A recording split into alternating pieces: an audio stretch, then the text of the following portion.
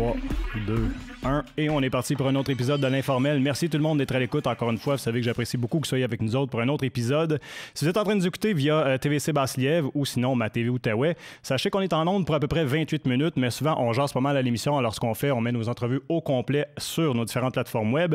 Vous allez nous trouver sur soundcloud.com sous forme de podcast. Sinon, on est sur la chaîne YouTube de TVC Basse-Lièvre. Toute l'information, tous les liens au www.tvc.qc.ca. Aujourd'hui, je veux vraiment triper. Je me paye une traite. C'est un honneur pour moi de recevoir mon prochain invité. J'espère que vous allez triper avec moi parce qu'on va parler d'arts martiaux mixtes.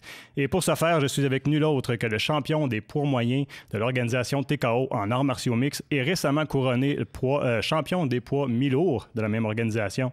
Je suis avec Marc-André Powerbar Barrio. Merci beaucoup, Marc-André, d'avoir prétendu nous voir aujourd'hui. Ça fait plaisir. Merci à vous de m'avoir accueilli.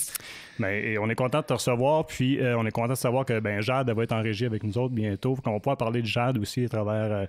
parler de son parcours parce qu'elle a eu, elle aussi, ses combats professionnels récemment. Elle a super bien fait. Ouais. On va parler d'elle. On va parler de ta carrière à toi, nécessairement. Mais une des choses que je suis sûr que le monde veut savoir, c'est comment va OG, ton chien, qui a eu son opération récemment. Là, on est vraiment content. Ça a bien été. Là. C'est une opération qu'on était conscient qu'on était pour faire, qu'il fallait faire. Ça faisait presque 1 an. OK, c'était pas une blessure subie. Non, c'est arrivé soudain pour lui, mais à ce moment-là, on n'était pas encore... on savait pas vraiment si on voulait le faire opérer ou si on croyait à l'opération. Puis là, plus que ça avançait, on voyait vraiment un changement dans son caractère, son humeur. Puis il faut dire qu'on a 3 chiens aussi, donc c'est une meute qu'on a. Puis entre eux, la dynamique avait changé. Donc là, on s'est regardé, puis on s'est dit, je pense que... Mais premièrement, on est retourné consulter, puis on s'est fait rassurer avec l'opération, parce que c'est une grosse opération. C'était le ligament croisé du genou, un peu comme quand nous, les humains, les athlètes, on se fait une blessure. Okay. Là, eux, sauf qu'eux, ce qu'ils font, c'est qu'ils cassent vraiment l'os, ils changent le point d'appui, ils viennent mettre des tacs, des broches à l'intérieur de tout ça, puis il y a un nouveau au genou, là, sans le ménisque, sans les parties qui étaient affectées. Okay. Donc, il y avait 8 semaines de réadaptation à faire. On les a faites avec lui, on l'a aidé, parce que lui, après 2 semaines, il pensait qu'il pouvait tout faire. Puis, faut pas oublier que ses frères à la maison aussi, les autres, ils n'ont pas de problème, là, ils courent, font tout. Fait que là, lui, il se demandait pourquoi il pouvait pas. Mais non, on a bien fait ça, puis il a bien fait ça, on est content. Puis, je suis content parce qu'on a beaucoup d'encouragement, beaucoup de support, des dons. On était vraiment... Ouais, ça a fonctionné, votre... on a ramassé un bon montant aussi pour l'aider, parce que c'était quand même presque 5 000 de frais, là, puis c'était arrivé direct avant nos derniers combats, donc c'était un imprévu, tu sais. Mais on a fait ça ensemble, puis non, je suis content. Good. Mais vous avez une relation particulière avec vos chiens. De ce que j'ai vu sur ton Facebook, ils ont beaucoup d'importance dans vos vies. Ouais, écoute, si on n'est pas au gym, on est avec eux. Là, nous, on bouge, donc on est conscient que nos chiens ont besoin aussi de bouger. Ouais. Quand nous, on fait de l'activité, c'est sûr qu'ils sont avec nous. Encore, là, on est descendu ici de Québec. En fait, on a passé 3 jours ici. On a loué un hôtel quand nos chiens sont acceptés. Sont habitués. Ça fait plusieurs fois qu'on fait des voyages à l'extérieur, sont avec nous, sont bons. Puis on n'a pas le choix parce que juste dernièrement, on est allé au Mexique, on ne peut pas les amener. C'était une semaine pour nous, mais juste en une semaine, on s'ennuyait d'eux, mais on sait qu'eux, ils se dépendent de nous. Donc on savait qu'on avait des petits pincements au cœur, mais des fois, il faut décrocher un peu. Mais on avait du monde qui s'occupait d'eux, puis on était vraiment correct avec ça. Là. Cool. Puis là, Jade est parti les promener. Fait que si jamais il y a du bruit à un moment donné en régie, c'est peut-être les chiens qui... Ah non, les chiens, ça tu me dis. Ils vont rester dans l'auto. Non, c'est ça. Là, moi, je suis un fan d'arts martiaux mixtes. Je suis pas celui qui, mettons, connaît les statistiques de tout le monde. Là, je suis pas à ce point-là, mais je suis ça quand même d'assez près. Puis j'étais agréablement surpris de savoir que quelqu'un qui venait de chez nous réussissait si bien dans un parcours professionnel. Fait que je suis certain qu'il y en a qui, comme moi, vont avoir la chance d'apprendre à te connaître aujourd'hui. Fait que j'ai envie de savoir, en partant, est-ce que tu as commencé dans un art martial traditionnel, ça a changé à MMA ou tu as sauté directement en art martiaux mixtes dans tes débuts? J'avais pas vraiment de background, on peut dire. Plus jeune, j'ai essayé le karaté un peu. Mes parents m'avaient inscrit, mais j'étais trop jeune, je pense. Je cadrais pas là-dedans. Puis après ça, j'ai essayé certains sports. J'ai joué au football ici pour l'école secondaire aussi, là, un petit peu, vraiment pas longtemps, mais juste ça pour me dire que l'aspect de rudesse, je l'avais dans de moi, puis j'avais besoin de faire sortir ça. Sauf que j'étais un petit peu moins un gars de sport d'équipe. Moi, je savais que, quand toi, tu donnes, puis que l'issue du match ou de la compétition dépend de tout le monde, puis si lui, ça ne tentait pas, ça se peut que ça fonctionne pas, J'avais un petit peu de difficulté avec ça, puis donc, je savais qu'en allant plus vers un sport individuel, que c'est moi qui décidais d'atteindre mes limites, mes objectifs. C'est ce qui est arrivé, puis je l'ai vu assez vite. Là. Ça a commencé que ici, il y avait une école, il a ouvert une école à Buckingham d'arts martiaux Patnaud. J'ai vu ça, des affiches, ouverture bientôt. J'étais curieux, j'étais allé voir. J'étais le premier élève qui a mis le pied dans l'école. L'école est encore en train de se faire rénover. Okay. J'ai rencontré à ce moment-là Sifu Patrick Marcil, qui est vraiment la tête dirigeante de tous les arts martiaux Patnaud, côté compétition. Puis 2 semaines après, quand l'école est ouverte, j'étais le premier élève inscrit avec eux. Puis l'école a eu quand même un bon succès. Puis j'ai fait mes grades là-bas. Là. J'étais encore Marc-André de Buckingham, qui voulait se mettre en forme, qui savait pas trop vraiment où il s'en allait. Puis après même pas 6 mois, j'ai eu la chance de faire un premier combat amateur inter-école. Je me suis mis en forme, je me sentais bien dans ma peau, puis tout est parti de là. Parce que c'était une école dans Buckingham? Ouais, c'était juste ici, sa rue McLaren. Non, ouais, McLaren un peu plus haut, puis c'était juste un petit local. Ouais.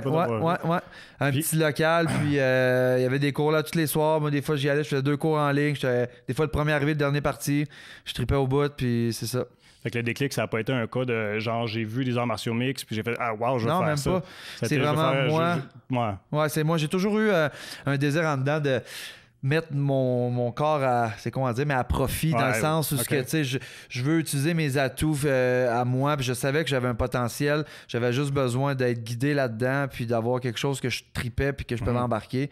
Puis je l'ai trouvé avec ça, tu sais. Puis j'ai vu qu'en mettant le temps, puis les efforts, les sacrifices, ben j'avais vraiment les réussites qui venaient avec.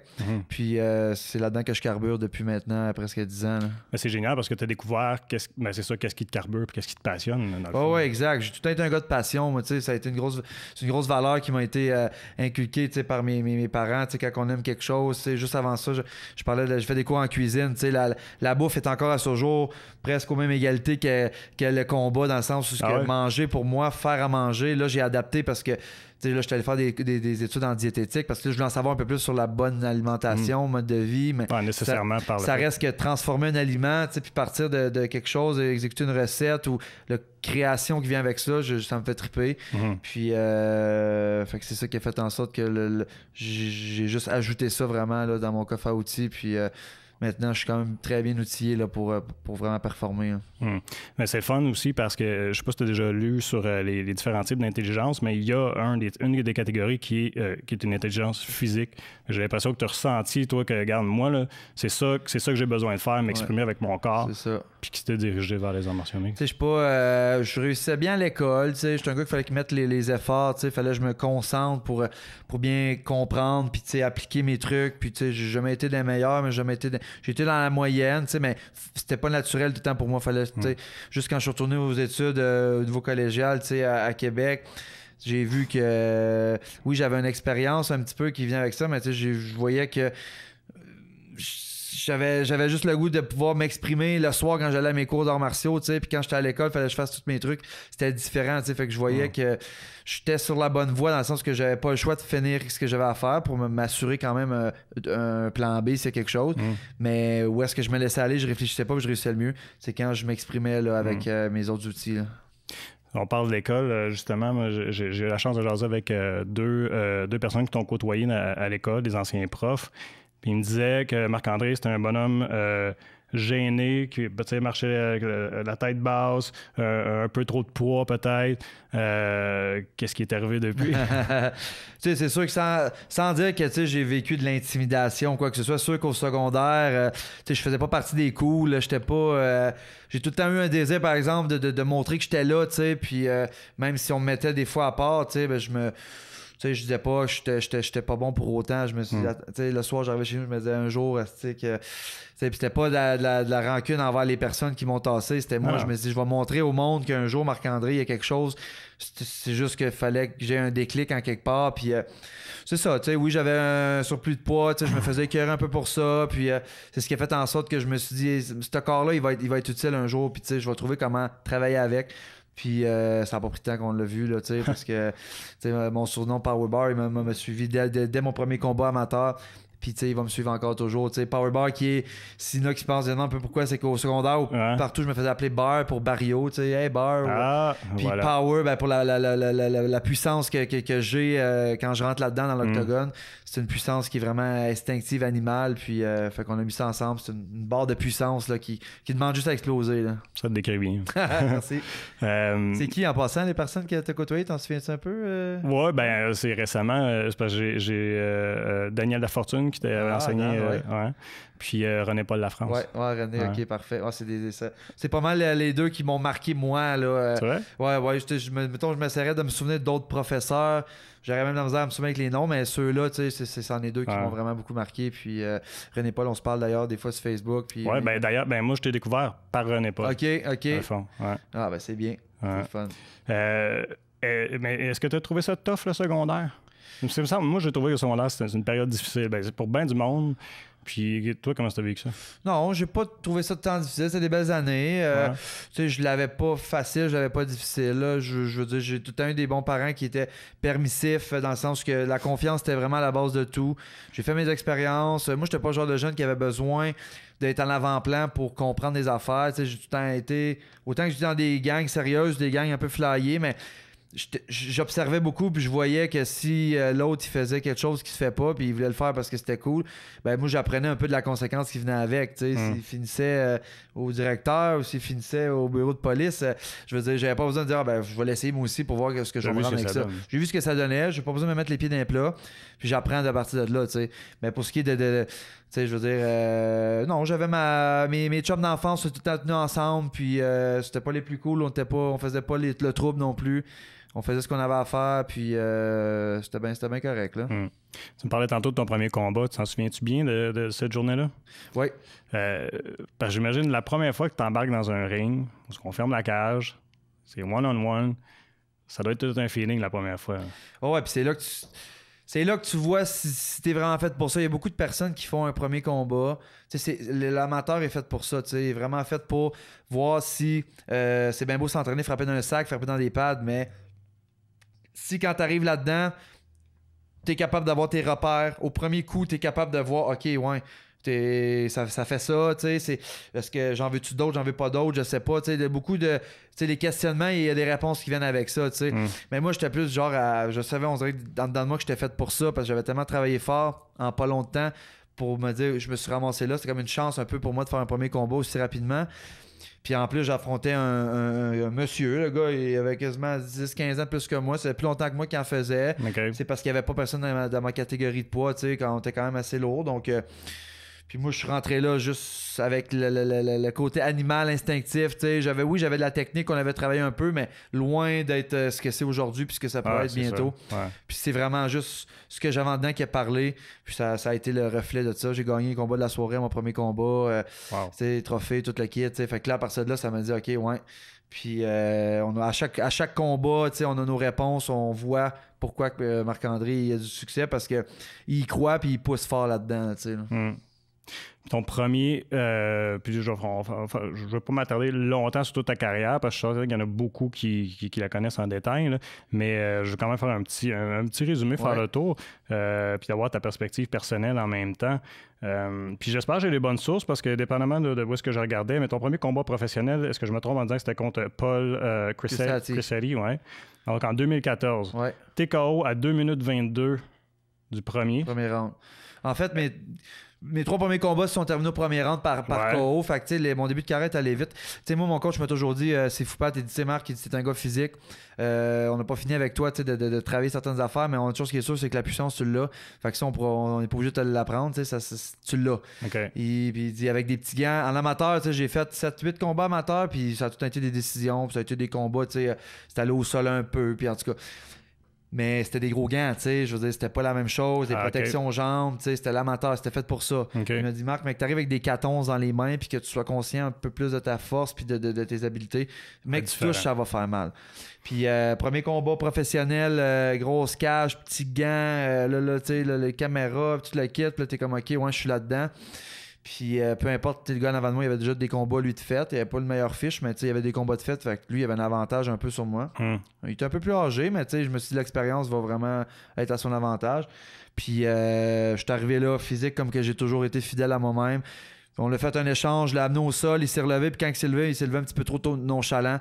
Puis pendant qu'il était l'opportunité, j'ai tout un gars opportuniste, puis c'est ça qui fait que quand lui il pense que c'est peut-être pas fini, mais que c'est on va resetter les choses, mais c'est là que le coup a passé, puis les lumières ont fermé. Puis voilà.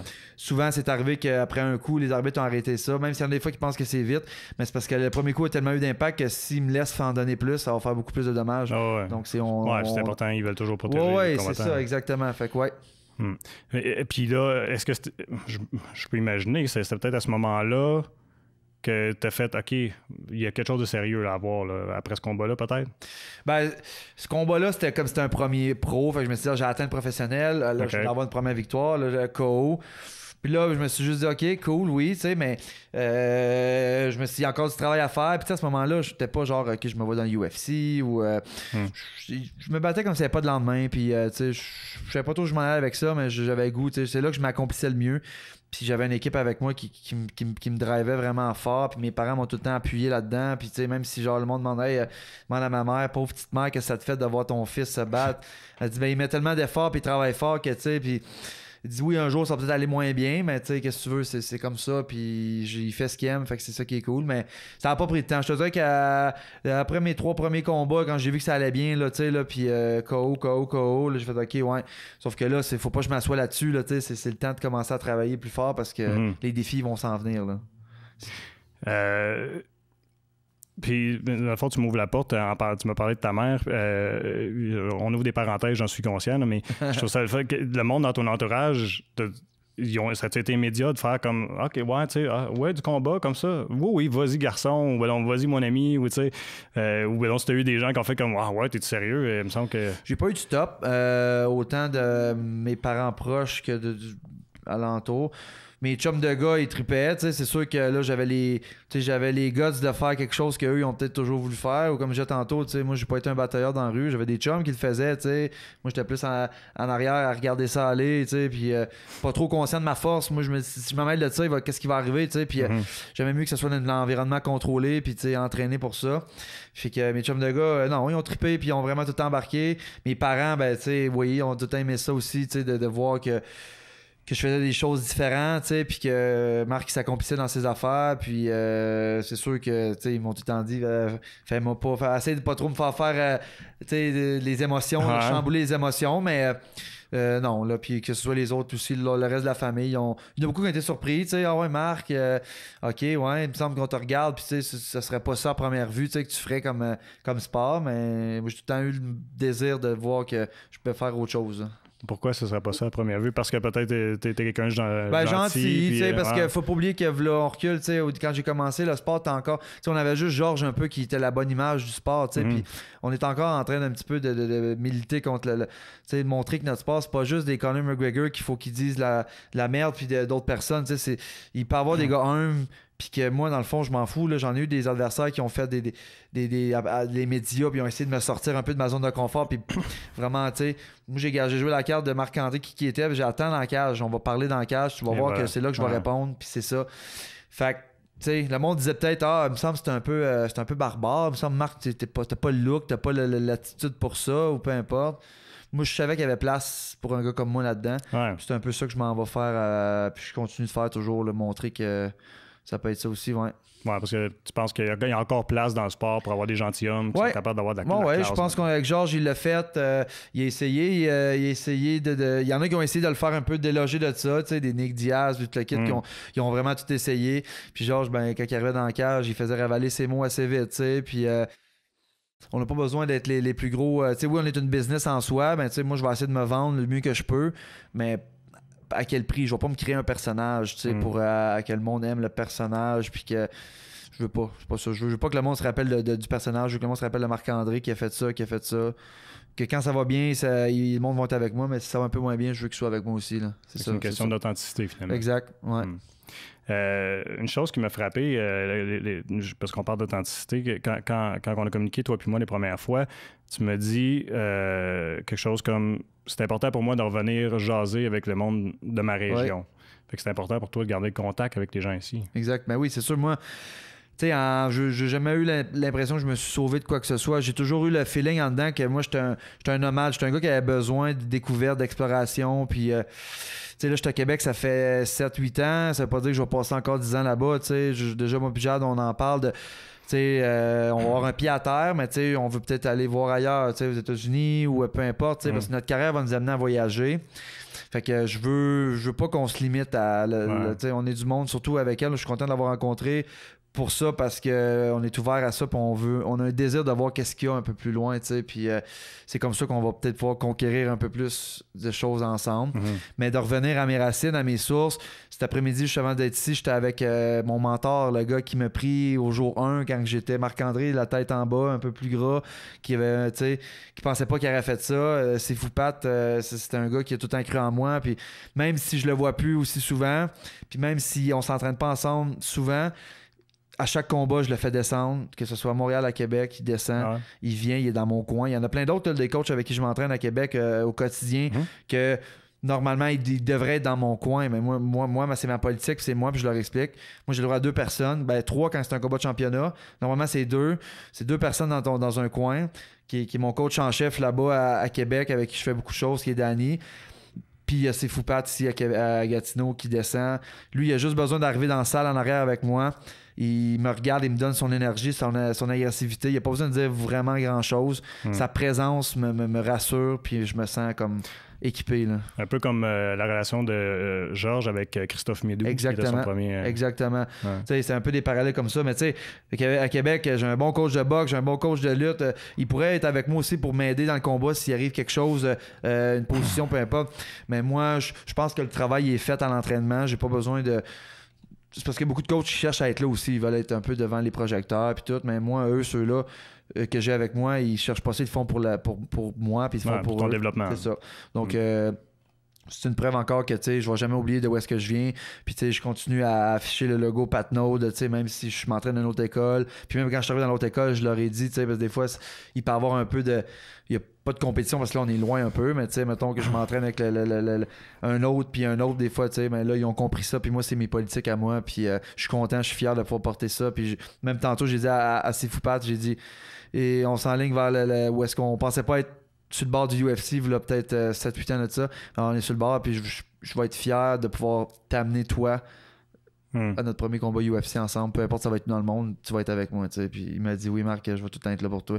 Fait que, tu sais, de revenir comme ça, puis de revenir pour la communauté, tu sais, même si je le vois bien, là, je suis venu un petit peu, ça change un petit peu, veux pas, tu sais, moi, j'ai encore des chums ici, mais ils sont placés, tu sais, ils font des trucs. Puis genre, mettons, je passe à Buckingham un peu, tu vois que ça évolue, c'est sûr, là, tu sais, les plus jeunes vieillissent, puis je suis content de pouvoir montrer qu'il y a un gars qui était ici il y a pas si longtemps que ça, puis qui est en train de faire des belles choses, mais qu'il vient d'ici, puis tu sais, c'est ça. Ah, c'est fun. Puis c'est quoi qui t'a emmené à Québec? C'est-tu justement le gym, la carrière? À ce moment-là, c'est sûr que c'était pas tant ça parce que quand je suis parti d'ici, ça a été difficile le détachement parce que ça allait bien avec les arts martiaux Patnode. Je m'accomplissais avec eux autres. Fait que là, mais j'avais un besoin de changer. Je voulais pas stagner ici. Je me cherchais un petit peu. J'avais fait mes cours en cuisine. J'avais été travailler dans quelques restaurants ici. Je trouvais qu'il manquait un petit peu il en manquait un petit peu d'opportunités. Fait que j'ai dit j'avais besoin d'aller voir un petit peu ailleurs. Puis moi j'ai le frère à mon père qui a toujours habité à Québec. Puis plus jeune, j'allais passer des fois des parties de l'été là-bas. Fait que Québec, c'était comme, tu sais, je connaissais un peu, j'étais familier avec le coin. Puis là, je n'ai parlé à mes parents. Puis là, j'ai vu qu'il y avait un cours qui se donnait en diététique. Fait que là, moi, je me suis dit, Colin, c'est la bouffe, ça fait rapport avec la bouffe. Je viens de faire des cours de cuisine, diététique, tu sais, les diètes, en savoir un peu plus sur le corps humain, tu sais, comment que la machine, elle fonctionne.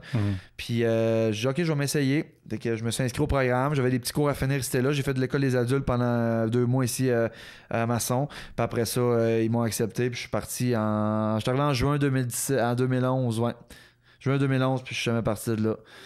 Puis mon processus, il a juste grimpé là, dans tout, que ce soit à l'école, la carrière, surtout la carrière, les rencontres. J'ai rencontré plein de personnes qui ont été positives pour moi, d'autres qui m'ont fait comprendre des affaires pour en arriver à rencontrer ma fiancée Jade, là, qui avec elle, ben, il n'y a rien qui peut nous arrêter.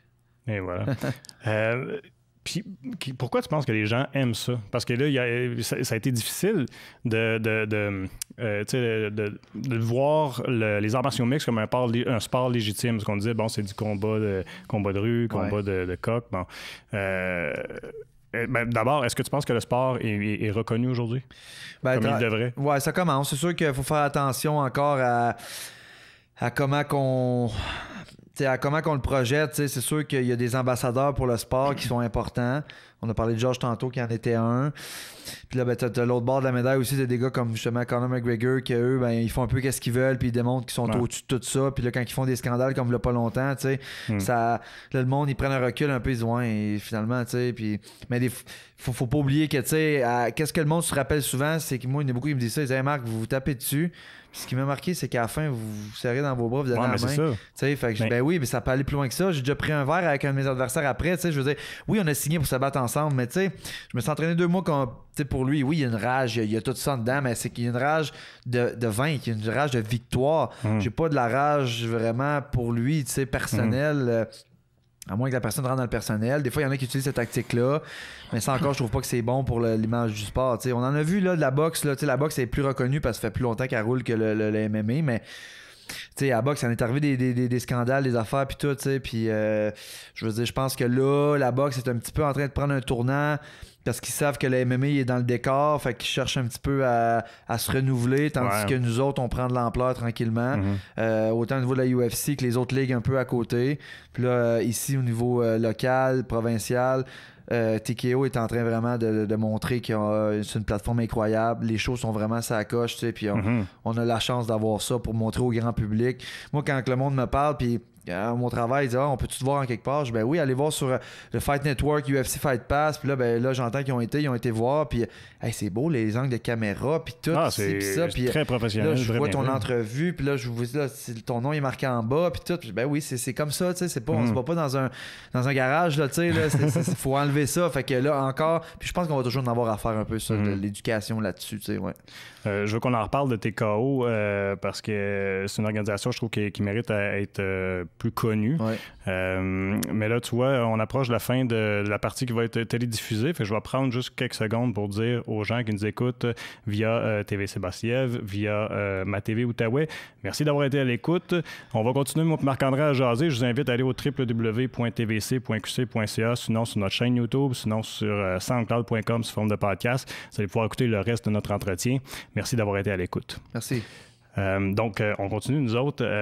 TKO, est-ce que, premièrement, tu sembles bien chez TKO, tu as l'air d'apprécier ton expérience, mais est-ce qu'il y aurait peut-être avantage à faire davantage de publicité pour faire connaître l'organisation puis les combattants?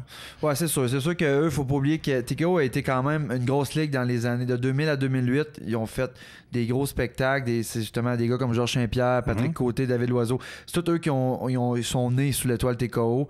Là, après ça, il est arrivé des choses qui ont fait qu'on n'en a pas entendu parler pendant un certain nombre d'années.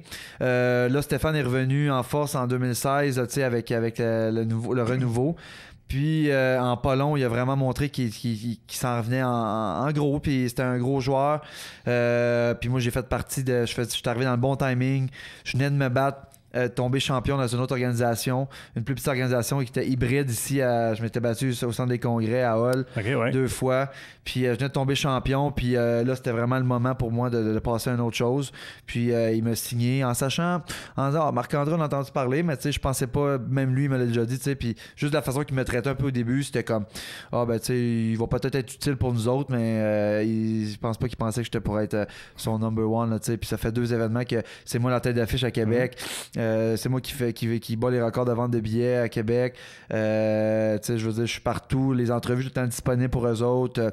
Donc, moi, je suis bon pour l'organisation parce que je sais si ça a besoin, autant que pour moi, parce que les retombées sont là pour moi en tant qu'athlète, produit, mais pour l'organisation, parce que c'est quand même eux qui m'ont bâti où est-ce que là, présentement, là, c'est pas eux qui on est comme dans une période de renouveau de tes KO. Ouais, exactement, c'est ça. Fait que là, au moins, on travaille ensemble là-dessus. Puis même que je sois ailleurs, je vais tout le temps continuer. J'aimerais ça garder un rôle chez TKO. J'aurais pas le choix de garder un rôle parce que je vais être un des seuls doubles champions.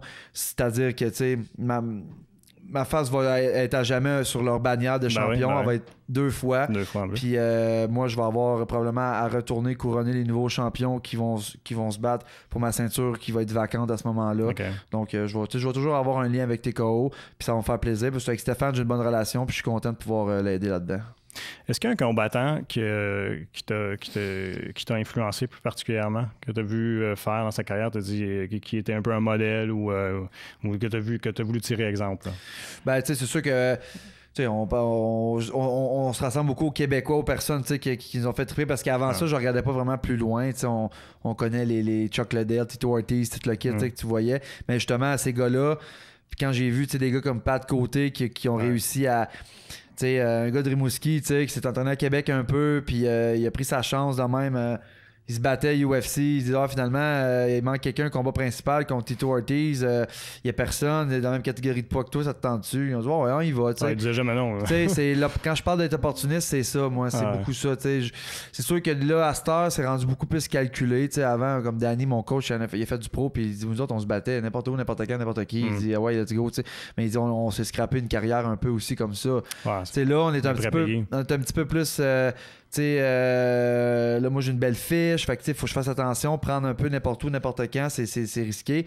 Mais Pat, c'est le genre de gars qui s'est battu à 205, à 185, il s'est battu contre Anderson Silva.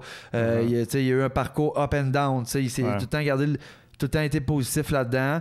Puis de voir comment aujourd'hui, il travaille à RDS, il est tout le temps présent pour le sport. Fait que c'est un peu comme ça que je vois là, mon parcours, moi aussi, là, à ma façon, à moi. Ouais. Moi, c'est toujours fascinant vu de l'extérieur, nécessairement, là, quand on ne connaît pas le sport. Quand tu te prépares un combat, mettons, regarde, dans le vestiaire avant le combat, là, moi, je me souviens d'avoir entendu Georges Saint-Pierre dire qu'il a la chienne, il a peur, il est stressé au bout. Toi, comment est-ce que tu vis ça? Mais moi, c'est autrement que ça. Je stresse mes entraîneurs parce que je suis pas stressé. Tu comprends? Dans le fond, moi, ils me disent... Puis tu sais, c'est comme ça chez moi. Puis j'ai déjà eu des moments de stress. Des fois, le petit genre pincement qui te pogne, mais c'est pas constant. C'est juste à certains moments quand je me remets à penser que OK, il pourrait arriver ça peut-être, mais je veux pas que ça arrive, fait que je vais m'arranger que ça arrive pas. Puis c'est quand même moi qui...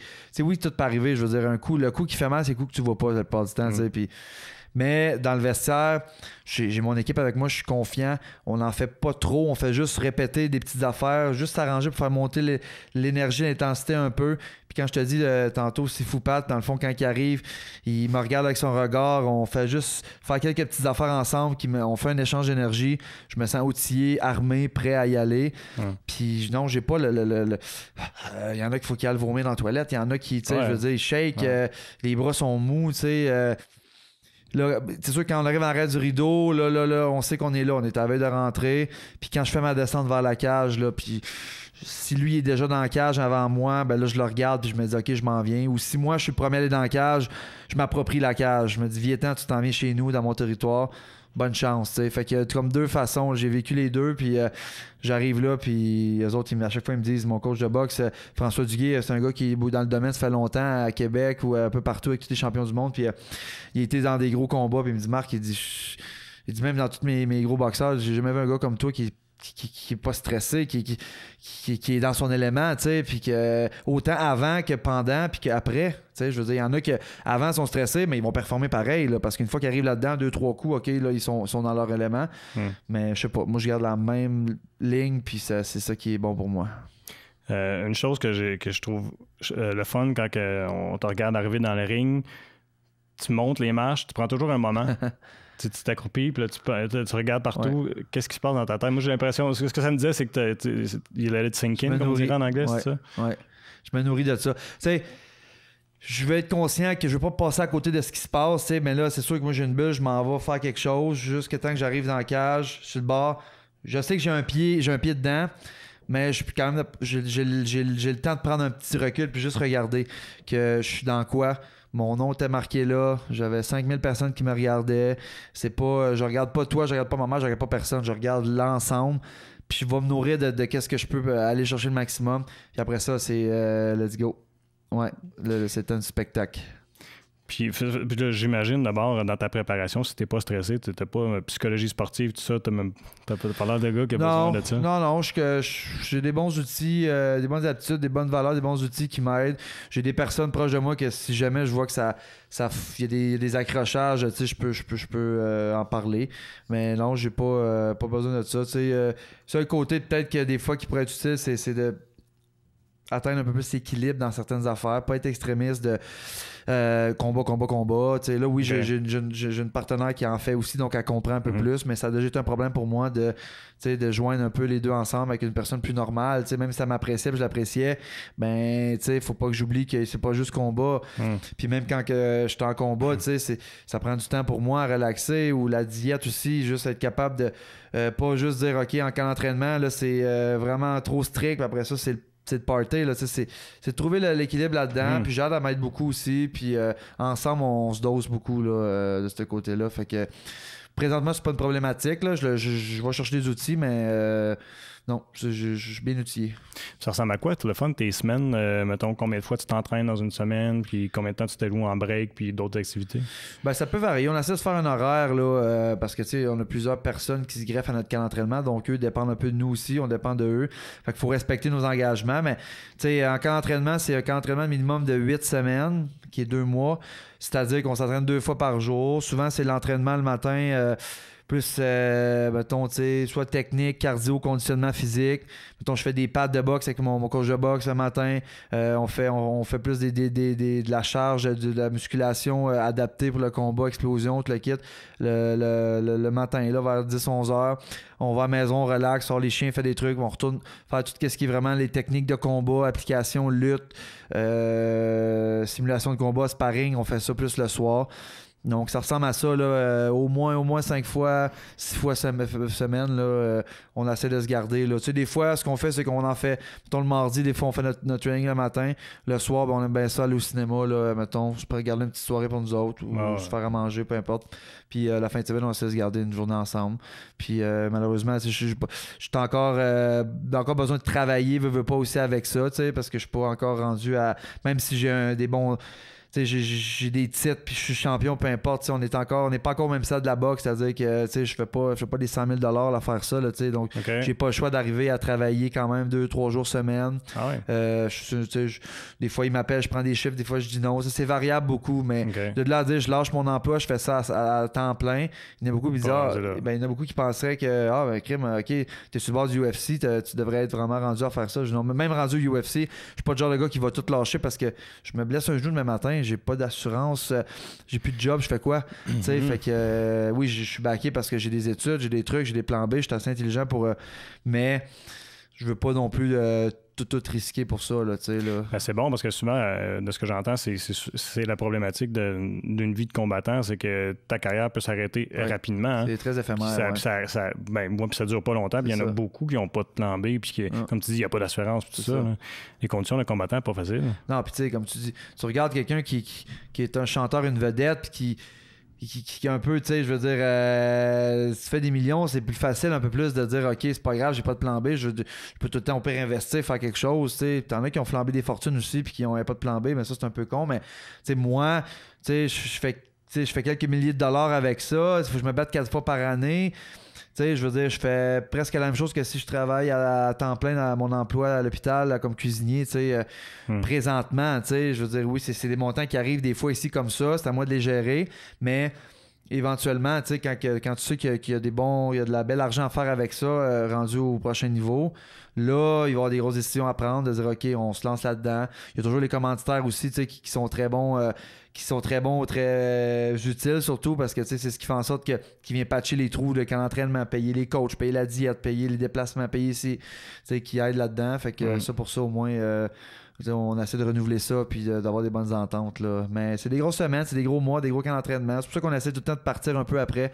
Parce que là, surtout quand on est les deux là-dedans. Ouais. Fait qu'on vient d'avoir un gros rush comme ça. Fait que là, on s'en va soit en Floride, au Mexique, on décroche un peu. Mais tu sais, on dit ça, puis j'étais allé une semaine au Mexique, puis on s'est entraîné quasiment tous les jours. Mais tu sais, c'était plus par sentiment de culpabilité dans le sens que on est tellement habitué de sa coche que là, on arrive là, buffet, tout le kit, boire. Puis là, on va au moins faire un peu de cardio le matin. Là. Tu sais, après ça, on va mériter ce qu'on fait. Tu sais, fait que, ouais, c'est ça. Je vais revenir un peu à tes combats. Ta première défaite que tu as subie, c'était contre Jonathan Vallée. Comment tu as trouvé ça, vivre une défaite? Parce que c'est la seule défaite à ta fiche, je pense. Oui. Comment ça a été de vivre une défaite? Ben, tu sais, comme je disais, là, à ce moment-là, j'étais 3-0, 3 combats, 3 knockouts au premier round. Donc, tu sais, j'avais pas encore vécu plus. Là, j'arrivais avec Joe, que j'entendais son nom circuler dans le domaine. Joe, c'est un gars de 6 pieds 4. C'est un combattant long qui aime ça rester long, loin, prend pas de chance. C'est pas un gars qui a une grosse force de frappe, tout le kit. Fait que, tu sais, là, moi, j'ai embarqué là-dedans. C'était comme la premier défi vraiment que je me disais, OK, j'ai quelqu'un devant de moi qui sait qu'est-ce qu'il fait, puis tout. Puis bon. Les préparations n'ont pas changé pour autant. C'est juste ma façon de réagir dans le combat. J'ai trop voulu chercher le gros coup. Okay. Tous les autres combats d'avant, il est venu tout seul. Quand je te disais l'opportunité, boum, ça a rentré, ça a passé, ça c'est fini. Là, j'étais trop comme, il était loin, il était dur à toucher, il gardait ça loin. Je passais dans le bar quasiment à chaque coup, j'allais me coller. C'était plate, c'était un combat plate un peu. Puis ça s'est fini par décision partagée. Là, ça aurait pu être aussi sur un bar puis de l'autre. Mais je suis content de l'avoir perdu. Parce que c'est ce qui a fait que je suis revenu après ça. J'ai compris des affaires dans ce combat-là. Avec mes entraîneurs, on a regardé ça. J'ai dit, OK, tu sais, Marc, regarde, là, tu l'as cherché, tu as swingé toute la soirée, tu n'as rien touché. Fait qu'à la place, travaille d'autres affaires pour, d'autres stratégies, d'autres affaires. C'est ce qui est arrivé parce que pas longtemps après, un autre combat après, à Québec, ici, j'avais un autre bon défi. Un gars qui était issu de la boxe, un gaucher, c'était mon premier gaucher. Puis ça, j'avais trop. Je m'étais trop attardé à ça dans mon camp d'entraînement. Tu sais, mes coachs, j'arrête, là, on va travailler gaucher, mais il dit, pas parce qu'il est gaucher que, je veux dire, il va tout pouvoir passer, là, tu sais. Fait que finalement, je me suis enlevé ça de la tête un petit peu, puis j'ai dit, je vais me laisser aller. Premier round, je l'ai un petit peu trop respecté, fait qu'il m'a un peu frappé, puis après ça, je me suis installé, puis lui aussi, je l'ai knocké là, assez rapidement. Là. Martin Leblanc, là, c'est ce qui m'a amené à un combat de championnat là, par la suite. Là. Ouais. Puis tu as eu la chance de venger ta défaite aussi. Ouais, ben là, chez TKO, c'est ça qui est le fun. Parce que là, tu sais, Joe, là, lui a gagné. Fait que là, ça l'a un peu propulsé. Fait que là, moi, j'avais un peu mes preuves à faire. Fait que je me suis dit, ça restera pas de même. Là, à ce moment-là, je savais pas que TKO s'en venait. Je savais pas que, tu sais, tout ce qui peut arriver. Fait que là, moi, de mon côté, j'ai pris la direction. Parce que, tu sais, là, j'ai eu pu me battre pour la ceinture chez Hybrid, qui était une ligue ici dans l'Outaouais. Okay. Hybrid Pro Série. Je me suis battu contre Strania, un favori là, de Montréal. Puis j'ai gagné. C'était un gros combat. Là. C'était un gros viking qui aime ça aller de l'avant, puis qui a une bonne mâchoire, puis je l'ai frappé solide, puis il était tout le temps là, puis il a jamais bronché. Décision partagée, c'est moi qui l'ai eu, j'étais content, c'était un combat serré. Puis là, à partir de ce moment-là, c'est là que j'ai pu prendre chez TKO, puis je savais que Joe était là aussi, fait que du coin de l'œil, je savais que éventuellement le classement était pour nous rattraper. Puis j'ai eu cette chance-là. Là. Lui, il se battait pour un combat. Son adversaire s'est blessé. On était à 4-5 semaines du combat. J'ai eu l'appel. Je marque, ça tente-tu de prendre le combat? Je dis, ben moi, oui. Mais Joe, veux-tu vraiment prendre ça? Je l'ai déjà battu. Il dit, ça a l'air que oui. Puis là, on a fait, ouais. Tu sais, je veux dire, un gars que t'as déjà battu, il savait que j'étais dangereux parce que depuis que je l'avais battu, j'avais knocké tous mes gars. Fait que là, il savait que j'étais affamé, puis je m'en venais pour quelque chose. Puis il a accepté le combat. Eux, dans leur tête, ils pensaient qu'ils pouvaient me rebattre deuxième fois, puis peut-être encore mieux. Mais ça a été à moi, à mon avantage tout au long. Fait que non seulement je l'ai vengé sur papier, mais je l'ai vengé dans le respect de ben du monde. Ils ont compris que c'était moi le champion. Là. Est-ce que c'est plus satisfaisant de venger une défaite? Ouais, c'est quand même quelque chose. J'ai eu beaucoup de. En fait, je me suis battu 3 fois pour des rematchs, des revanches. Puis 2 fois, c'est moi qui t'avais battu, puis je leur ai laissé leur chance, je les ai rebattus aussi. Fait que de battre quelqu'un qui t'avait déjà battu, tu sais que lui, il se dit, c'était. Mettons, il était chanceux la première fois. OK, mais là, je l'ai battu une deuxième fois. J'ai pas été chanceux 2 fois, je t'ai battu 2 fois, tu sais, fait que passe à d'autres choses. Mais là, de rebattre quelqu'un qui m'avait déjà battu, puis de le battre vraiment plus concret, là, c'est vraiment ça, c'est vraiment le fun. Vraiment satisfaisant. Ouais. Puis plus tard, tu as décidé d'aller te prendre à 205 livres contre Stout. Ouais. Pourquoi faire le move à 205? C'est une autre question d'opportunité, ça. Je venais de me battre contre Joe, justement, un combat que j'avais pris un petit peu dans la minute. J'étais parti en vacances en Floride avec Jade. je vois sur la carte là, que Stout, je savais c'était qui, c'était le numéro 1 à 205 au Canada. Puis c'était un gros bonhomme, assez impressionnant. Puis tout. Puis là, j'apprends que son adversaire il est blessé. Puis tout. Puis mon nom moi, j'attendais quelqu'un à 185. Stéphane disait j'ai personne. Mais j'aurais peut-être Stout à 205. Là, dans ma tête, je me disais, ben non, voyons donc, puis tout. Là, finalement, là, ça s'en venait pas mal plus sérieux que ça, les discussions. Puis c'était sur ça que je me battais pas. Puis je te disais que ce combat-là était très difficile parce que je me suis battu avec moi-même dans le sens où que tout le monde avec qui... Premièrement, moi, j'ai accepté le combat, ça a été annoncé. Après ça, j'ai eu paquet de mes coachs ont dit oui. Mais ils m'ont même dit, Marc, qu'est-ce que tu as à gagner là-dedans? J'ai tout à gagner. Je veux dire, dans le fond, moi, je fais le move, je monte de catégorie. Oui, c'est risqué, je peux aller peut-être me faire massacrer là-bas, mais j'y crois pas. Moi, je pense que je peux tenir tête à un gars comme lui. Puis je pense qu'ils vont me prendre à la légère, donc je vais pas causer une surprise. C'est ce qui est arrivé, tu sais. Mais tout le monde dans mon entourage, il me faisait remettre en question. Mes beaux-parents, on avait été souper, je me souviens, à un moment donné, puis je suis sorti de là, je disais à ma blonde, il faut que j'aille le prendre l'air. Je dis, c'est pas contre eux autres, mais je trouve qu'ils m'ont fait douter. Puis là, le combat est accepté, là, je peux plus changer d'idée, là, puis là, ils me disent, mais Marc, tu sais, moi, je prendrais pas de risque. Il est gros, il est grand, il est ci, il est ça. Là, j'étais comme, hey, puis moi, j'y crois, tu sais, appuyez-moi. Fait que là, finalement, je me suis rendu jusqu'au combat. J'ai été combat principal. Le monde, il pensait sûrement que, tu sais, j'étais pas pour faire longtemps. Puis je te dis, dès les premiers échanges, je me suis imposé. À un moment donné, j'ai passé un coup de genou là, sur le côté de la tête. Il pensait pas que c'était. Il a commencé à reculer. Je l'ai frappé de 2-3 combines. Il a tombé à terre. J'ai tellement été surpris qu'il tombe, genre, puis ça m'a pris un petit 2 secondes, genre, pour réaliser. Quand je suis arrivé sur lui, bing bing, là, il a réussi à reprendre la position. Finalement, on a plus changé ça en match de lutte parce que lui, à la base, c'était un gars de stand-up. C'était un gars qui aimait bien ça, échanger debout, Muay Thai. Il voulait plus échanger avec moi après une minute. Il faisait juste se coller, il essayait les takedowns. Puis, tu sais, moi, à ce moment-là, ma lutte n'était pas encore aussi au point qu'elle est présentement. Donc, tu sais, j'y allais un peu avec ce que j'avais. Fait que j'ai répondu à tout ce qu'il m'a donné. Je me suis imposé. Ça a donné une décision partagée en ma faveur. Puis là, je venais de prouver que j'étais capable de relever des défis. Fait qu'à 205, je venais de battre le premier au Canada. Fait que c'était quand même pas pire. Et c'était même très bien d'avoir regardé. Ensuite de ça, bon, TKO 41. Ouais. Combat pour la ceinture. Moi, j'ai trouvé que ce combat-là, puis j'ai dit, de tu vas m'aider avec le nom, là, c'est Strania. Strania Gavrilovic, ouais. Merci. De tous les combats que j'ai eu la chance de voir, en tout cas de toi, j'ai trouvé que c'est celui où tu as démontré le plus toutes tes aptitudes. Ouais. Est-ce que tu serais d'accord avec moi? Mes outils, ouais. C'est sûr que je le savais qu'avec un gars comme lui, c'est un gars qui se bat contre lui-même. Là. Lui, il est entêté, il avait un plan de match, puis dès qu'il mange un coup d'en face, il n'y en a plus de plan de match. Fait qu'il m'a offert beaucoup de matériel pour m'exprimer dans le sens où au lieu de s'adapter en cours de route, il a juste toujours été là, puis comme il s'est laissé frapper, j'ai été capable de montrer que j'étais capable de frapper, me déplacer, leur frapper, j'étais capable de faire des takedowns, j'ai fait 2 takedowns à un moment donné, je l'ai surpris avec ça, je l'ai amené à terre, là, lui il a commencé un peu plus à paniquer, fait qu'il s'est accroché à moi, un peu, là, il faisait juste garder la position, il fermait ses mains sur mes mains, fait que là c'était difficile, fait que là on a comme perdu du temps un peu là-dedans. On est allé au sol là, aussi. À un moment donné, il était par-dessus moi. J'ai réussi à. Ça n'a jamais été bien long. Non, c'est ça. Il n'a pas vraiment capitalisé sur aucun rien. Mais moi, toutes mes frappes significatives étaient vraiment plus solides. Puis, oui, ça m'a permis de m'exprimer pour montrer que j'avais d'autres choses que juste une grosse main arrière.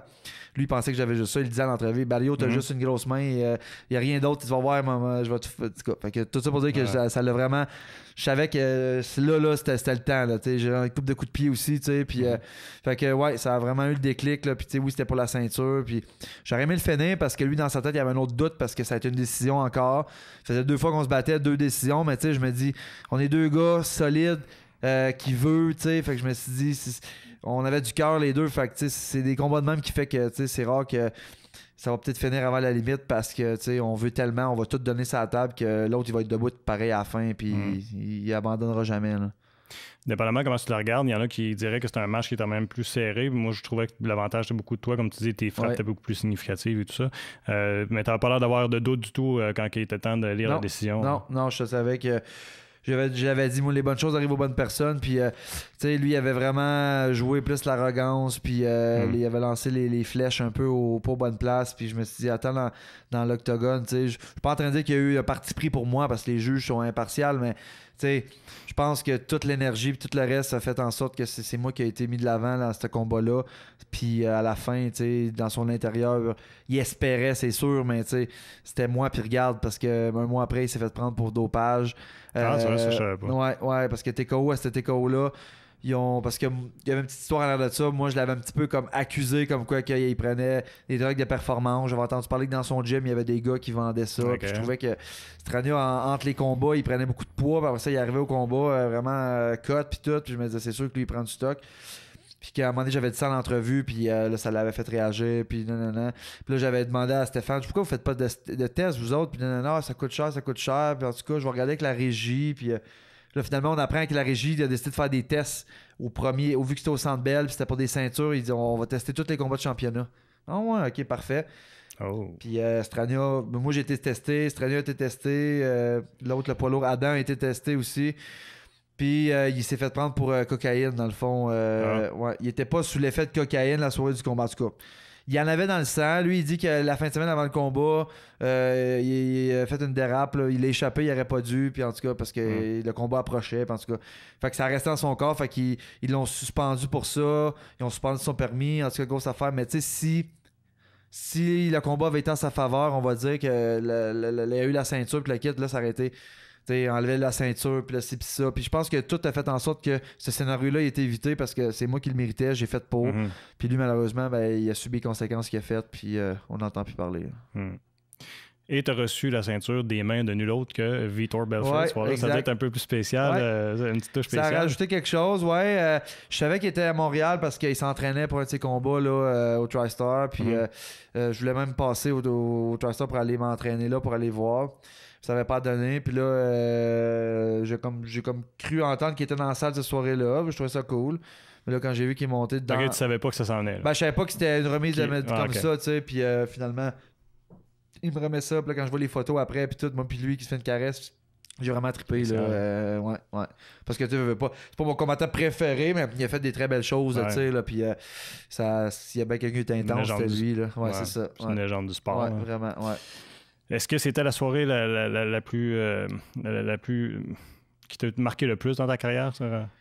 Je veux pas le mettre en compétition avec quand t'as demandé la main à... C'est ça, j'allais dire. C'est sûr qu'à Québec, c'était quelque chose. C'est ça, à Montréal, c'était ma première grosse foule. Centre Bell, deuxième ceinture, mais tu sais, j'avais beaucoup de choses à prouver et à prouver au monde. Fait que j'ai comme pas tant enjoyé aussi profondément que quand je suis arrivé à Québec. Que je pouvais montrer au monde de Québec qu'il y avait un gars de Québec qui était là, qui s'entraînait fort puis qui voulait montrer qu'il était là puis que c'était à lui ce moment-là. Fait que là, à ce moment-là, moi j'avais derrière la tête aussi, il y avait Jade qui faisait ses débuts professionnels. J'avais le planning aussi de la demander en mariage. Fait que je te dirais que c'est pas mal là qui m'a fait vraiment frissonner puis c'était vraiment au summum, là. Le KO est impressionnant, mais ce que j'ai trouvé personnellement davantage, pas davantage, mais aussi impressionnant, c'est que quand Jade a fait son premier combat, toi, tu l'as accompagné. Malgré le fait que tu défendais ta ceinture ce soir-là, tu l'as accompagné quand même ce soir-là. Ouais. Il y a beaucoup de monde qui ont... Le monde plus connaisseur, tu sais, il y en a bien qui comprenaient pas... Qui ont rien vu aller, mais il y en a beaucoup qui se disent « Marc, qu'est-ce que tu faisais là, toi? Pourquoi tu étais là? Tu te battais pas longtemps après. Ouais. Normalement, tu vas pas dans la cage avant de t'être battu, là, ça marche pas de même. Là, ben, je sais, mais c'était important pour moi d'y aller pour son premier combat. Je voulais l'aider à se nourrir de cette foule-là. Moi, j'ai l'expérience un peu plus parce que c'était la première fois qu'elle faisait une grosse foule. Ouais. Puis Jade, j'ai jamais été la fille qu'elle aimait pas se battre chez eux, elle, parce qu'elle disait que ça la stressait, le monde, la famille. Okay. Elle voulait pas qu'il y ait plein de monde. Au contraire de moi. Moi, venez, je vais vous faire découvrir ça. Puis... Fait que je suis allé avec elle là-dedans, puis je l'ai guidée, elle m'a vraiment impressionné. Ça n'a pas été un combat facile, l'énergie a été difficile à gérer. Elle avait une fille qui donnait beaucoup de pression, assez connue un peu dans ce combat-là. Puis moi, ben, c'est sûr que il y en a qui disent « Ouais, mais là, ça l'avait perdu, ça t'aurait-tu un petit peu comme changé? » Je dis non, mais c'est pas arrivé. Mais moi, je m'étais quand même dit le scénario dans ma tête. Marc, si Jade, ça arrive pas comme qu'il faut, c'est pas grave. Au pire, toi, tu vas racheter le reste à soir plus tard. C'est pas vrai qu'on sort avec 2 défaites à soir. Le meilleur scénario, c'est qu'on sort victorieux les deux, ce qui est arrivé, mais c'est pas vrai qu'on va être les deux. Fait que quand je suis retourné en arrière, là, moi, j'ai dit « OK, let's go. » Là, j'ai mis mes bandages, on a fait nos affaires. Jade venait de gagner. Elle m'a donné l'énergie. On s'est préparé, on est allé là. Kornberger, c'est un solide, le gars, lutteur. Il était là pour se battre. Il a pris mes meilleurs coups premier round. Là, à un moment donné, je me suis dit, Colin, OK, il va falloir qu'on change un petit peu peut-être notre tactique. Puis j'avais mal aux mains un peu aussi. Puis en tout cas, fait que là, je me suis dit, OK, je vais commencer peut-être un peu plus à y aller physique comme j'ai toujours fait. Là, là. Puis là, j'étais plus genre touche, recule, touche. Là, juste comme parce que je savais qu'il voulait beaucoup me rentrer dans les jambes. Il voulait lutter.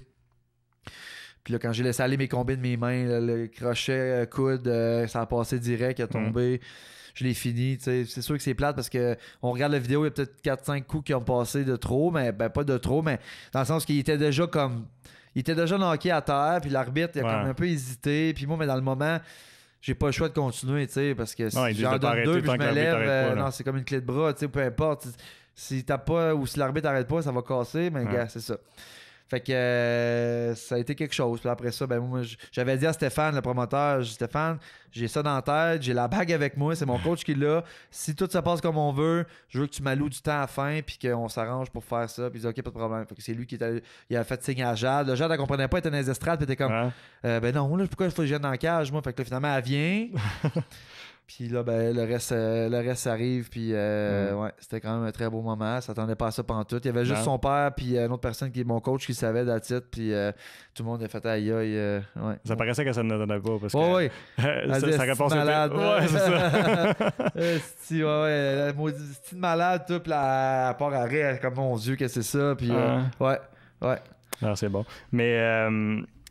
Tu dis que t'es pas stressé quand c'est ton combat à toi, mais est-ce que c'était stressant de voir Jade aller? Ouais, parce que, tu sais, moi, je voulais juste qu'elle finisse le combat, son premier combat, tu sais, parce que je voyais bien que, tu sais, Jade est asthmatique, tu sais, c'est une ancienne fumeuse, avant, plus jeune, le kid, je savais que c'est sa bête noire un peu, son respire. Puis là, je voyais que c'est ça qui l'incommodait vraiment là, au début, parce que c'est pas ses attitudes, là, c'est une tough, elle est capable de donner, encaisser, tu sais, puis sauf que là, je me disais, Colin, faut juste pas qu'elle se décourage, puis que, je sais pas, moi, j'avais peur qu'entre le 2 et le 3, parce qu'elle a fini le premier round fatiguée. Là, le deuxième round, là, j'ai vu que c'était difficile en tabarnouche. Elle est venue s'asseoir sur le banc, elle s'est assez un peu effondrée. Là. Je me suis dit, là, faut pas qu'elle dise, je suis plus capable, je veux pas qu'elle. Faut qu'elle aille jusqu'au bout. Respirer, est allée, retourner, elle a fait ce qu'elle avait à faire, puis elle m'a fait vivre des bonnes émotions. Puis la dernière fois, là, j'ai décidé de pas y aller dans son coin parce que justement, je trouvais que la première fois c'était correct, mais je voulais pas qu'on pousse la loque, dans le sens que la première fois ça a bien été, mais ça veut pas dire que j'ai pas besoin d'être dans son coin à chaque fois parce que si j'y vais tout le temps puis une fois je suis pas là, fait que là ça va-tu dire qu'elle va peut-être perdre ou non. Si je bats pas cette soirée-là, je vais peut-être l'accompagner jusqu'à la cage, je vais aller dans les estrades, mais je serai pas dans son coin à donner des conseils parce que moi je suis pas son coach, je suis son partenaire de vie, à la maison on en parle de tout ça, mais j'irai pas lui dire fais ci, fais ça parce que c'est pas à moi à dire ça, c'est au coach avec qui elle s'entraîne, puis fait que non, j'étais content. Fait que là, j'étais en arrière avec mes bandages, puis je regardais ça sur la TV. Puis le premier round, là, on savait que Corinne, c'était une fille de sol. Fait qu'on savait qu'elle voulait amener ça au sol. Là, ça a réussi au début. Fait que là, j'étais comme là, ouais, Jade, là, t'as tout travaillé, t'es sorti, let's go. Puis j'attendais juste qu'elle s'impose un peu. Puis fin du deuxième, troisième round, ça a été exceptionnel. Là. Elle a vraiment fait une belle boxe. Ça a été beau. Puis son cardio était bien meilleur aussi. Ouais, elle a travaillé fort là-dessus. Puis tu sais, on voulait pas que ça se reproduise parce que c'était ça la question. Le monde disait, Jade, on a qu'à la brûler un round, puis après ça, tu sais, ça va marcher. Puis là, je savais, non, c'est pas ça qui va arriver. Tu sais, vous allez voir, elle est capable de faire 3 rounds, elle est capable de faire 5 minutes. La première fois, c'était une première fois. Tu sais, il fallait juste qu'elle le découvre. À l'amateur, c'est des 3 minutes. Là. À 3 minutes, quand tu tombes fatigué, là, mais dans le pro, il te reste encore 2 minutes à toffer. Là. Fait que c'est une grosse distance. Game, là. Ouais. Puis le stress du premier match aussi, va affecter son cardio versus le deuxième. Ouais, aussi. Fait que là, elle est contente de se battre à Montréal. Elle va se battre à Montréal le 7 décembre au prochain TKO. Ouais. Elle est contente parce que là, c'est pas à Québec. Tu sais, d'être pas à la maison, c'est le fun. On va arriver là, tu sais, on fait nos affaires, puis that's it. Puis c'est ça. Là, le combat devait être annoncé bien prochainement, là, mais elle va se prendre contre une Française qui est nouvellement signée chez TKO. Là. Ouais. C'est comme combattante, c'est quoi sa meilleure qualité, tu penses?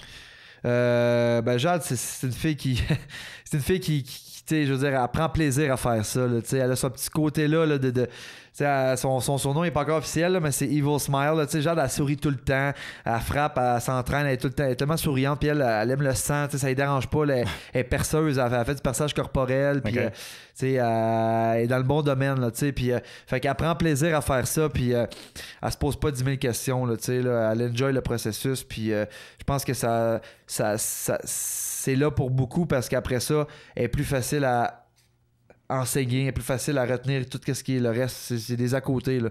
Comme quand tu sais que t'es fait pour quelque chose, après ça, tu as juste besoin de rajouter des petites affaires. T'sais. Puis elle a du fun à le faire. Fait que let's go. La journée qu'elle aura plus de fun, elle dit, ma journée que j'aurai plus de fun ou que ma santé va être en jeu, je vais juste passer à d'autres choses. T'sais. Là, elle le fait parce qu'elle aime ça, puis ça va bien, puis let's go, puis on se donne. Puis lors de son deuxième combat, toi aussi, tu avais un combat. Tu t'es pris, cette fois-ci, pour, comme on a dit en introduction, la ceinture des poids Milo. Milo qui était vacante, ouais. Pourquoi avoir été pour cette deuxième ceinture-là? Moi, mon impression à moi, tu me corrigeras si je me trompe, c'est un petit peu peut-être lancer un cri à UFC et d'autres, dire hey, regardez ici. C'est sûr qu'il y avait beaucoup de choses rattachées à ça. Tu sais, la ceinture n'était pas mon objectif principal. Moi, ce que je voulais, c'était que là, à ce moment-là, j'étais 10-1. Je venais de faire une belle performance contre Cornburger à Québec. Moi, j'étais un gars qui aime ça être actif. Faut que je sois actif. J'étais sur une belle lancée. Là, je savais que TKO revenait à Québec. Là, je dis à Stéphane, je dis là, il y a 185, je viens de défendre ma ceinture une fois, qui tu peux m'amener qui vaut la peine? Il y en a là, des aspirants qui sont peut-être sur la liste, mais ne sont pas en bonne position pour. Faut que ça soit du win-win. Faut que tu m'amènes quelqu'un que ça vaut la peine que je batte, puis que si je perds pour une bad luck, ben c'est pas si tant grave que ça. Parce que là, j'ai mon titre aussi en jeu. J'ai mon ticket d'entrée au UFC. Fait que là, moi cette année, j'avais été à Vegas pour aller voir le combat de Daniel Cormier contre Stipe Miocic. Oui. Que Cormier a gagné ses 2 ceintures. Le combat n'est même pas fini quasiment que je texte à Stéphane de Vegas. Je dis Steph, c'est incroyable ce que je viens de voir. Je viens de filer l'énergie. Il y avait comme 20 000 personnes là-dedans. C'était une des premières fois que j'étais vraiment, vraiment là-dedans. Là. J'avais vu un UFC à Québec au Colisée, mais c'était petit contrairement à là. Vraiment, Vegas, c'est la ville du combat. Ouais. Fait que je la texte, je dis je veux faire la même chose à Québec. T'sais. Je dis je veux 2 ceintures. Je dis trouve-moi quelqu'un. Parce qu'on avait déjà parlé, j'avais dit au pire, je vais aller à 205. Ah, il dit comme ben là, je sais pas qui je pourrais t'amener. Fait que ça va rester là. Puis là, quand j'ai texté ça, j'ai dit Steph, j'ai dit je vais aller à 205, tu vas voir, je vais marquer l'histoire.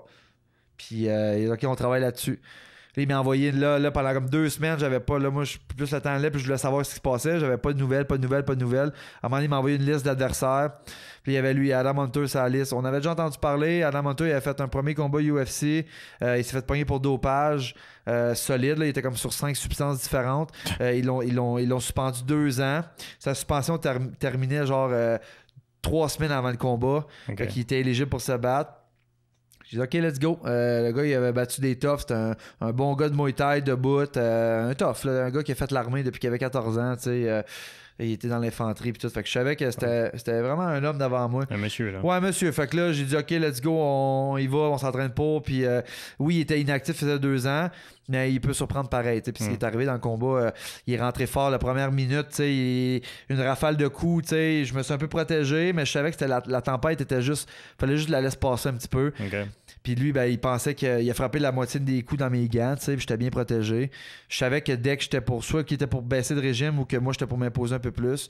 Puis vers la fin du premier round, là, au milieu du premier round, là, j'ai fait un takedown. J'étais allé, boum, je l'ai levé, je l'ai garoché à terre comme s'il pesait rien. Là. Puis après ça, ben là, on s'est relevé. Je me suis dit, OK, ça a bien marché. Là, j'ai retenté une deuxième fois. Là, je l'ai emmené plus dans le milieu de l'octogone. Puis là, après ça, je me suis amusé avec. Là, j'ai travaillé beaucoup. Ce passage-là, puis cette séquence-là, j'ai travaillé ça beaucoup dans le gym avec un de mes coachs de Jiu-Jitsu. Vraiment, cette position-là, être solide. Vraiment, travailler, monter à montée complète. Puis que ça soit efficace à chaque fois. Pas rien faire pour rien. Vraiment, y aller pour ça. Puis c'est ce qui est arrivé. Là. Puis à 205, j'ai pas vu de différence de poids. Là. On est arrivé, même, je suis arrivé en bas du poids. Moi, je suis arrivé à 201,3 à peser. Lui, il était à 203 point quelque chose. Physiquement, je suis pas un gars de 205 pour le sport. Moi, j'aimerais me battre à 205 parce que c'est à peu près à plus ou moins 10 livres dans mon poids tous les jours. Ça implique une moins grosse coupe de poids avec le kit. Mais dans le sport, si je me bats à 205 UFC, c'est des Daniel Cormier, c'est tous des John Jones, c'est des gars de même, c'est 10 pieds 4. Fait que physiquement, j'ai pas d'affaires là. Fait que, sauf que là, je peux me le permettre parce que j'avais l'adversaire, j'avais pas un gros 205 avant de moi. Puis j'ai dit, let's go. La ceinture est en jeu, c'est le fun. Puis je dis non seulement je bats un gars qui a déjà été UFC, mais je veux dire là, je pense que je vais en avoir fait assez pour leur dire à eux autres en haut que c'est le temps de se déniaiser. Il y a un gars ici au Québec, il y a 2 ceintures, c'est le temps, là. C'est le temps, là. Puis est-ce que tu considérais une autre organisation que tu vises? C'est l'UFC pour toi dans ta tête, c'est les prochaines étapes. C'est sûr que UFC, c'est le summum du sport de combat, c'est la Ligue nationale. Il y en a des organisations compétitrices, Bellator, il y en a d'autres. Qui fait de mieux en mieux, même. Exactement, puis je commence à trouver ça quasiment... UFC, je trouve qu'ils commencent à perdre des plumes un peu avec, depuis la vente de l'organisation. Je trouve qu'ils ont un gros mandat. Ils cherchent juste les combats payants, ils cherchent juste les grosses affaires. Je trouve que la vision n'est pas la même qu'elle était. Fait que ça enlève un petit peu pour nous autres la relève qui a faim, le gars qui c'est une belle séquence de victoires. S'il est moins connu, il va tout le temps rester un petit peu dans l'ombre. Puis là, moi, je me suis dit, je sais que je suis le genre de gars qui va shiner par tout ce que je vais passer. Fait que d'après moi, je vais être bon de me mettre dans cette place-là qui va être bon pour moi. Mais l'affaire, c'est qu'avec TKO, c'est le club école du UFC. Ils sont en partenariat. Donc, eux, leur mission, c'est de développer des nouveaux talents canadiens, québécois pour faire succession à Georges, à Pat, tout le kit. Ils savent qu'on est une grosse pépinière de combattants ici au Québec, au Canada. Fait que là, comme Stéphane dit, parce que moi j'ai dit là, si ça bouge pas, je vais commencer. J'ai du monde qui sont déjà sur le dossier avec moi pour essayer de trouver mon agent, checker avec Bellator, qu'est-ce qu'il y en a, s'ils sont prêts à peut-être me laisser ma chance, tout. Mais l'affaire, c'est que si moi, en étant le premier de la nouvelle génération de TKO, que je m'envoie chez le compétiteur, lui, son mandat, c'est d'amener un gars au UFC. Fait que si moi, je ne pars pas UFC direct, là, il passe un peu, pour... fait que il me dit, sois patient, Marc, ça sera pas long. Là, c'est une question de timing. Moi, je suis pas mal convaincu que d'ici à, peut-être début décembre, je devrais avoir là, ce qu'on veut. Au moins un contrat, même si le combat, il est pas là, je veux au moins qu'on me donne l'intérêt. Ils m'ont déjà dit, Marc, on sait t'es qui, je sais qu'ils savent je suis qui, je sais qu'ils savent ce que j'ai fait, mais... Tant que j'ai pas de contrat de signer puis je sais pas qu'est-ce qui m'attend dans les prochains 6 mois, 1 an, moi, je panique, mais ça m'énerve un petit peu de savoir que crime, qu'est-ce qui se passe, tu sais. Puis moi, je suis un gars qui s'accroche aux objectifs. Tu sais, comme là, je recommence avec un entraînement, mais avec pas d'objectif. Fait que c'est moins. Ouais, là, une soirée, je peux dire j'y vais pas, ou je peux dire je vais manger ici, je vais faire ci, je vais faire ça. Ce que d'habitude, je me dirais ok, j'ai l'objectif, let's go, on y va, puis c'est là que je suis à mon meilleur. Là. Mais t'as l'air d'un gars qui aime rester busy aussi, là, parce que je pense que c'est 3 fois par année quasiment tu te bats. Une bonne année, c'est 3 fois. Puis moi, ça fait 2 ans je me bats 4 combats par année. Cette année, je pensais me battre peut-être à l'entour justement de décembre, ça aurait fait 4, j'ai fait 3.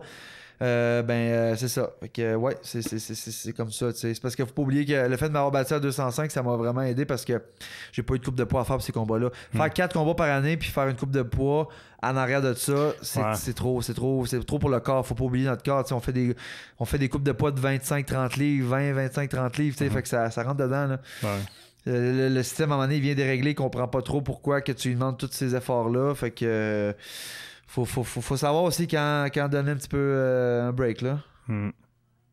Écoute, on va te souhaiter que ça va fonctionner, ton plan de carrière comme tu le souhaites avec la UFC. Exact. Puis meilleur des succès à Jade aussi en même temps. Ouais. Je te dis un gros merci encore une fois de venir nous voir aujourd'hui. Ça fait plaisir, merci. Puis comme je l'ai dit, moi, d'être accessible pour le monde, là, autant ceux qui me connaissent, ceux qui vont me connaître, ça me fait plaisir. Puis toujours disponible pour ça. Moi, pour un fan, je suis sûr que puis c'est ce qui va faire que les gens vont s'intéresser à ta carrière, de rester authentique. Puis je pense que le sport en a besoin. Ouais, exactement. Ouais. Yes. Allez, merci encore. Merci.